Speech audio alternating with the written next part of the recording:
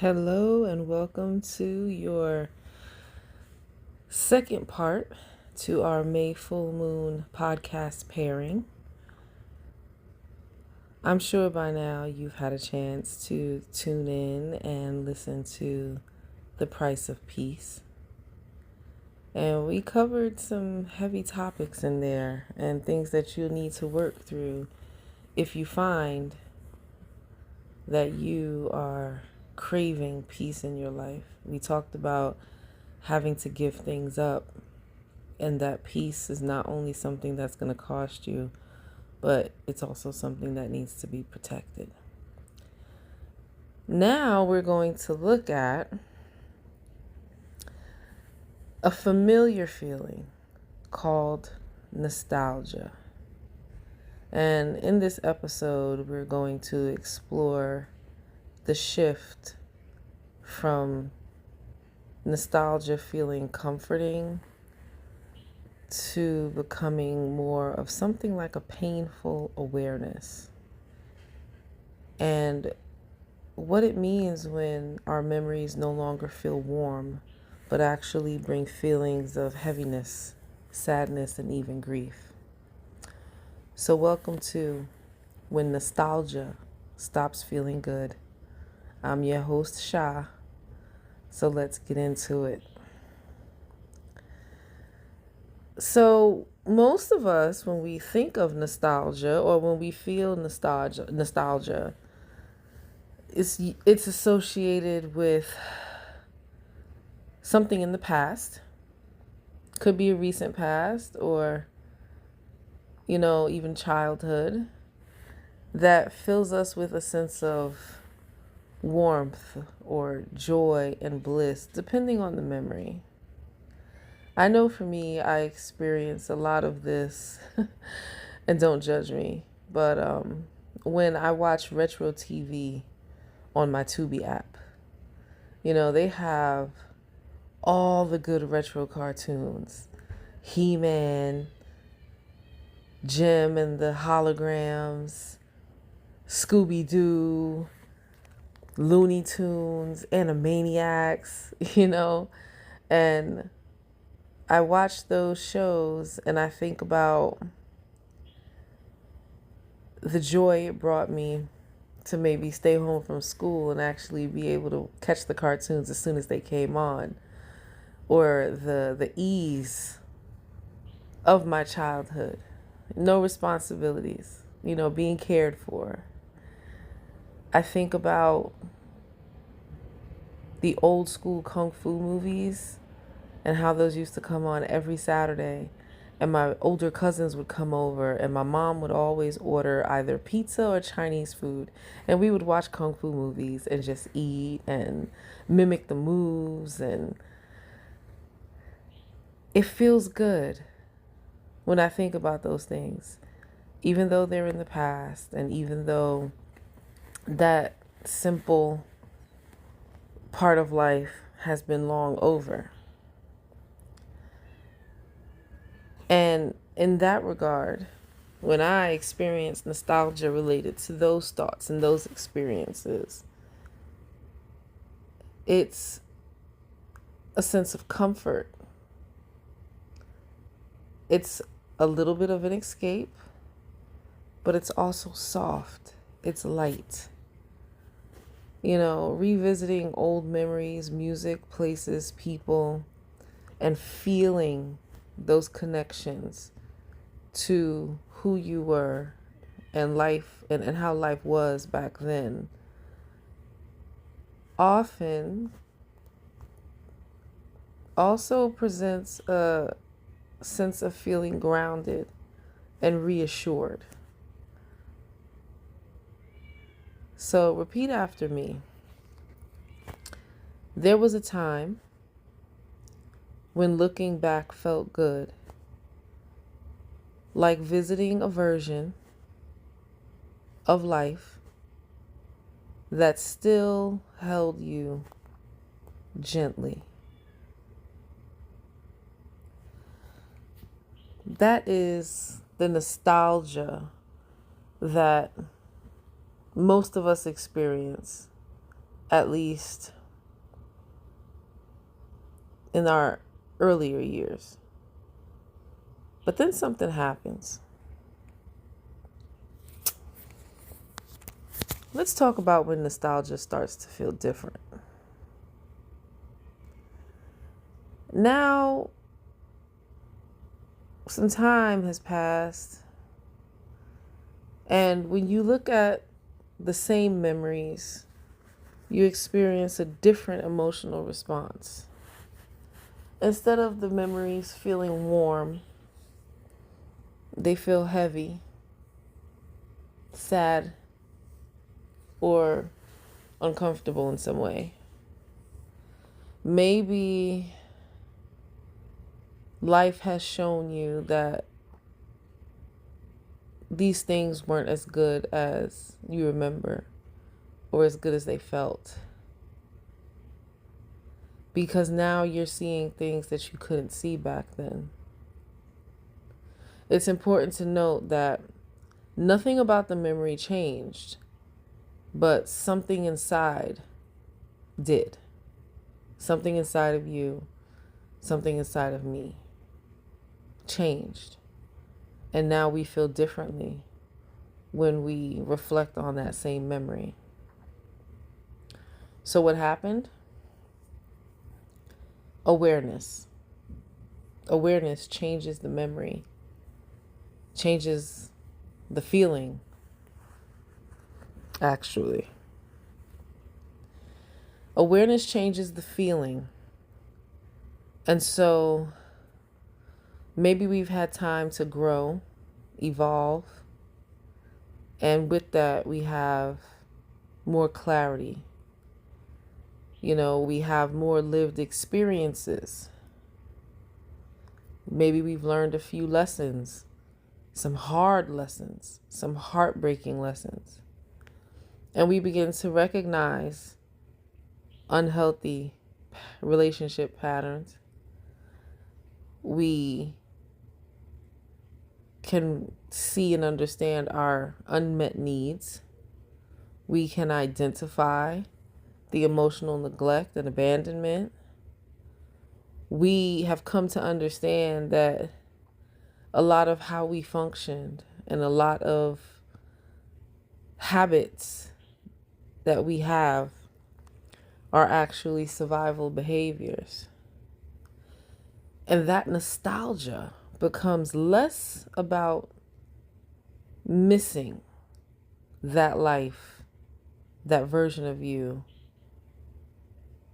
those people and situations, and more about understanding all of it for what it is. What I found was that I didn't lose my ability to feel nostalgia.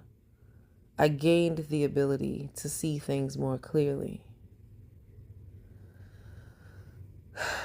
Now, the flip side of this, depending on where you are in your journey or in your walk through life, this might sound like a good thing still. You're gaining clarity. You're recognizing things you didn't recognize before. Maybe you're in therapy like I am. Maybe the work you've done so far has healed some things in you, introduced you to some new people. It's deepened your connections and brought new connections. You've had some benefit. But I wonder how you dealt with the grief. Because grief, when it presents alongside nostalgia, is a different kind of grief. It feels very, very different because you're grieving what you once romanticized. So let's be clear. You're grieving what you once romanticized. Romanticizing takes place in our brain, it takes place in our minds. So, the impact of having to change your mind and grieve something that wasn't at all what you thought it was. At least, if you ask me, I feel like it's a little bit harder. Grieving what you once romanticized can look like letting go of idealized versions of your past. Mourning what you thought something or someone was. The process of accepting what it actually was or is. Grieving people that couldn't meet you fully. So maybe they weren't bad people. You recognize that they were doing the best they can. Or maybe it wasn't the absolute worst situation, but it just really didn't align and it was taking more away from you than it was giving. Grieving the version of you that didn't know better. This last one, I wish more people understood this one. In all of our grieving and in all of our sadness sometimes, really the biggest issue isn't that people and situations weren't what we thought they were or are. It's not just in our thinking as much as it is grieving the version of us that didn't know better, the version of us that took the mistreatment, the version of us that overstayed, the version that people pleased. Whatever that version looks and feels like for you,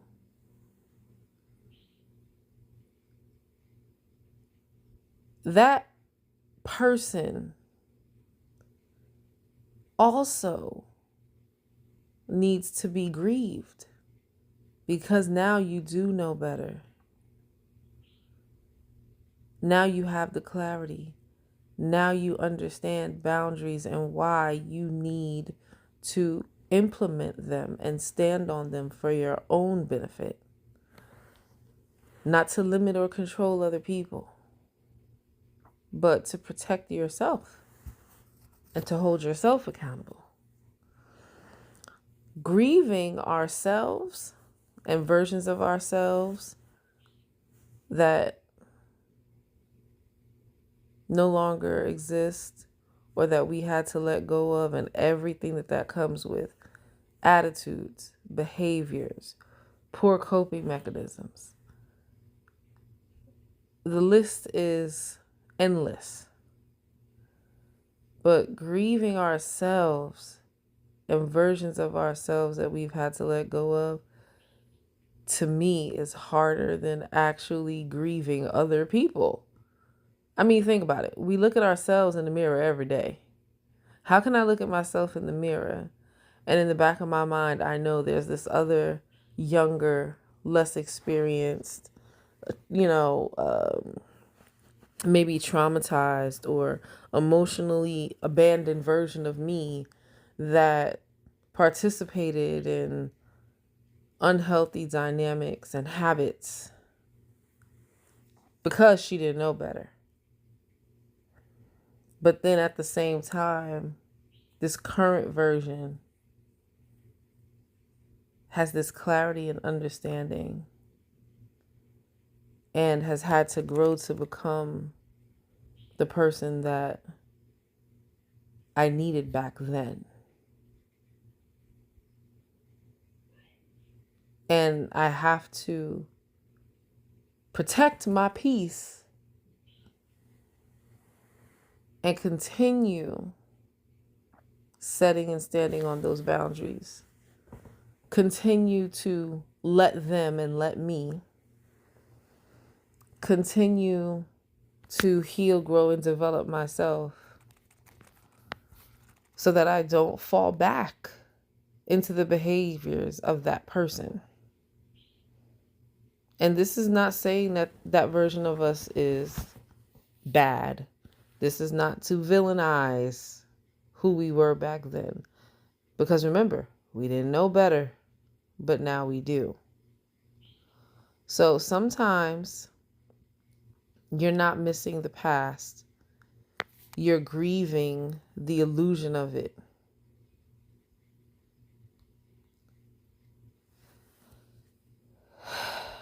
So here's where I have to admit, I kind of get frustrated with people when I am helping, guiding or coaching one-on-one. And I've said it in my other podcast posts that, awareness is not enough. Awareness is the first step, and then that needs to be followed with action. And so there's a turning point that happens after our awareness, after we've gained some clarity, after we've had the revelations. Because you can't unsee what you now understand. I'm going to say that again because I feel like more often than not, this really is where people get stuck. You can't unsee what you now understand. Now, you can ignore it. You can dismiss it. You can distract yourself and busy yourself from ever having to deal with it directly. But you can't unsee it. You've seen it now. You know it's there. And I just have to say, this is the part that really does make or break people's growth. They're either going to get past this point or they're not. Because once awareness comes, you can't go back. Like, you can't go back to that life, to those people, to those experiences, and feel the same way about it anyway. Because you've seen the truth now. It's almost like The Matrix, which is another cinematic experience that fills me with nostalgia. But if you've ever seen The Matrix, and this is the first movie in the sequence, okay? When Neo was talking to, I can't remember the character's name, but, he was talking to the kind of bald-headed guy. He had a really low cut, one of the two. And they were both unplugged from the Matrix, but he would go into the Matrix and he would have steaks and have all these delicious meals. He would plug in just to have these experiences, knowing that they weren't real, knowing that the taste of that steak was quite literally a figment of his mind, of his imagination, the programming, right? And even with knowing that, he could not let it go. He could not stop plugging in to partake of these experiences. And it wasn't serving him any purpose. He wanted to go back so bad, but he was already unplugged. So the most he could have was to plug in, have the experience, unplug. That's it. There was no way he could go back to having those experiences and feeling the exact same way. I'm sure the steak tasted delicious, but in the back of his mind, he knew it wasn't real. So this is the hard part, because once we know the truth, we can't go back. Nostalgia, in and of itself, loses its innocence. I would say naivety. Maybe there is some in there. But nostalgia comes with a sense of innocence. And that's why a lot of the time when we experience nostalgia, it is related to experiences maybe when we were younger, or maybe the beginning of something when we really didn't know better, when we didn't know the truth. I would say in that regard, there's a very fine line between innocence and ignorance. Very, very fine line. And nostalgia can actually tiptoe between the two.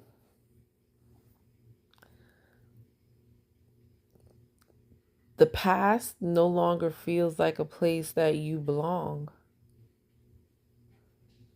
You actually feel out of place in those memories. You also start to feel out of alignment with who you were. It's almost like a form of imposter syndrome. I don't know this person. Who is that? And this experience, while it's growth, changes your relationship with your memories.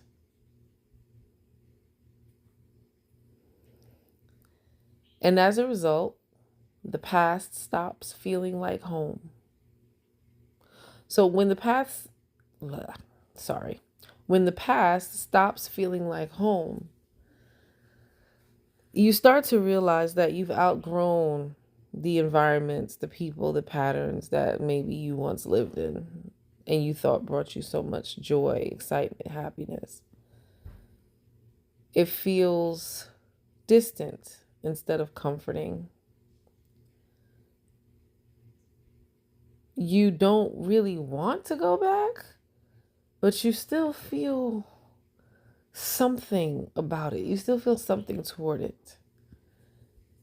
It's a strange place when feeling that experience of something that once felt like home no longer fits you. And if you don't know how to process it, it could become something that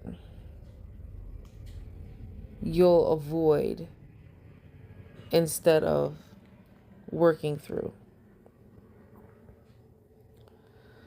So here's where we need to contrast two things, okay? Nostalgia versus truth. So let's clarify these two, okay? Nostalgia, if you were to think of our memories like an image, something like you're watching on the television, right? Nostalgia softens the edges. It softens the view. You can see the memories, but they're not as clear, and they're not as uncomfortable, if uncomfortable at all. Typically, nostalgia doesn't come with discomfort. If it does come with discomfort, that's when we know we're transitioning. But truth sharpens the edges. The truth of an experience, the truth of the past sharpens the image. And that's where the clarity comes. But would you believe me if I said that both can exist at the same time?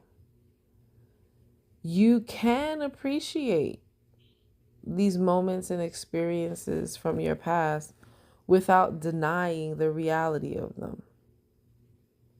Yes, you can hold the memory without rewriting the truth.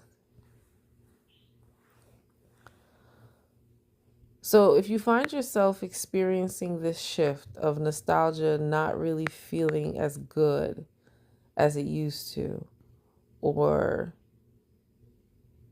you're feeling like you need to go inward and you need to figure some things out, what the shift is actually telling you is this isn't a loss. You haven't lost anything, not really. But what's happening is you're growing. Your awareness is growing. Your clarity is growing. This also is not a disconnection. Again, this is the sharpening of that view. This is being able to see things more clearly. This also doesn't mean that something is breaking. You're not broken. Your memories are not broken. The life or the experiences that you used to feel nostalgia about aren't breaking or destroyed now. And what you're experiencing, if you let it happen, is more of an integration. So when nostalgia stops feeling good, a lot of the time it's because you've outgrown the version of you that needed it. I'm going to say that again. When nostalgia stops feeling good, usually it means you have outgrown the version of you that needed it to feel good. So, congratulations. You've grown. And you don't need to hide behind soft edges and good feelings alone anymore. You may very well be on your way to becoming a balanced, well-adjusted human being. It may not feel like it right now, but it's the truth. So here's where we need to consider that gentle release. Letting the past simply be the past. You don't have to return to it. You don't have to reject it. You can honor it without living in it. And you can appreciate it without longing for it. Your past still matters without being